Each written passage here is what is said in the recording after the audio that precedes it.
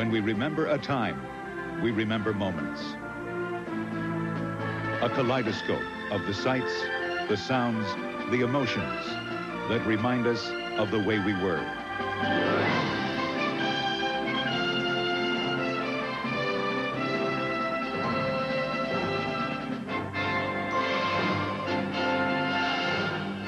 Our world. It's about time. Here are Linda Ellerby and Ray Gandolf. For the next hour, think of your television set as a time machine. We have a good rummage tonight. Some inspiring memories that we put in the scrapbook and don't mind being reminded of. Welcome to our world. It's spring 1954, a time for positive thinking. According to the Reader's Digest in the spring of '54, 94% of all Americans believe in God, or say they do. A fair number also believe in themselves, or say they do. So with faith and Yankee know-how, walls ought to come tumbling down. Barriers are for breaking. And in the spring of '54, barriers were broken in sports, in music, in politics, and in medicine, where a curse that had lain upon the land, threatening especially our young, was about to be lifted.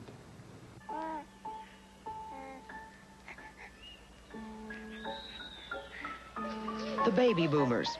If they had their own special name, they also had their own special kind of plague. A killer virus that would wither so many lives, so many dreams. A virus with no prevention and no cure. And like any plague, you never knew where it would strike next. It even had its own season. Polio season. They closed our swimming pools, told us not to run, not to get tired. Summer was coming. Polio season. Another epidemic. They were right. When I was first getting sick, I was out in the hayfield, and I was feeling very ill. Had headaches. Well, I got polio at summer camp, and I was very sick. You run a high fever and things of that nature. And I remember all of a sudden my legs wouldn't work. The doctor came the next day and said, well, maybe this isn't just the flu. And I did not know that I had polio until I was wheeled through the corridors of Municipal Hospital and saw the iron lungs lined up. And I was just absolutely petrified. It was called infantile paralysis because it favored children. Some would recover, some would not. Parents were crazy with anguish. Actress Helen Hayes. Well, of course, you ask a mother to tell you what her dear daughter, lost daughter, was like. Naturally, I'm going to say she was exceptionally beautiful and kind and good and talented and fun. I mean it. I think anybody would say that who knew Mary. We were in a play called Good Housekeeping, and I was going to bring her into New York for her first New York engagement in the Cherry Orchard. It's Anna, the daughter. And we were very excited about it. And in the last week of the run of the summer's tour, she got polio and died within 5 or 6 days. 1 month later, Helen Hayes headed up a fundraising drive peculiar to the 40s and 50s, the Mother's March Against Polio. Serve in the 1954 Mother's March on Polio. It need only take you 1 hour of one night. And then maybe in 1954, through your efforts, we will see our years of work and terrible anxiety crowned with shining success.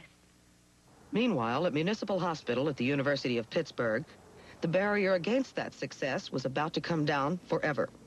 It would be broken by a very special team. We had as many as 50 people working at one time. Jonas Salk, research scientist. Without that group, without that team, nothing would have been possible.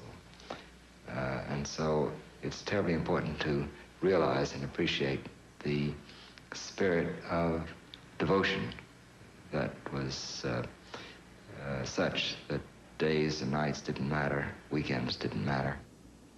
By early 1954, Salk and his team had their vaccine ready. It was time for what would be a different kind of shot heard round the world. With volunteers, they went into the Pittsburgh schools and vaccinated 7,500 children. Among those first children to test the vaccine were 3 classmates from the Colfax School. Marilyn Bandel. I remember sitting in the hall in chairs lined up, and then standing up and going in a room, one row at a time, getting our shots and coming out. That was probably my most vivid memory. Michael Rosenfield. The thing I remember was I wasn't sure whether I was supposed to cry before the shot because of the anxiety or after the shot because of the pain that I was expected to experience. Dr. Salk was on the cover of Time magazine as a polio fighter, and my picture was the one that was put in the paper and sent off. And David Rosenblum. I remember cutting that picture out and running up to school and to Dr. Pregler and showing her the picture and saying, look, that's me in the paper. My name was underneath there and everything. Having been sensitive to children and to the need to make this as painless as possible, I had to do what I could to relieve the moment of pain by squeezing the arm or doing whatever was necessary, putting myself in the place of the child. Vaccines could be tested then without government regulation. Salk suffered no bureaucratic intrusions. I didn't have to ask permission of the regulatory groups. They didn't exist at that time. The polio vaccine came about without any government intervention whatsoever. There was cooperation and there was participation. But it was the Mother's March, it was the March of Dimes, it was this volunteer effort done all together in that fashion. I became aware as I worked with that army of people who were fighting to destroy the polio menace that most of them had not much acclaim. And oh, how they worked and how they prayed and how gallant they were. I was at a fundraising event, and a doctor came up to me from the hospital where Mary had been in her illness, and he said, "I'm sorry, we did all we could, but it wasn't enough." And I remember I said, "Well, one day you're going to say I did all I could and it was enough." And it happened very soon after that. And thank goodness for it. We actually saw a disease die before our eyes. That was something. Come back to the spring of 1954 when some other barriers fall. One will rock the music world, the other will rock the whole world forever. In a moment, Our World continues. Breaking Barriers, 1954.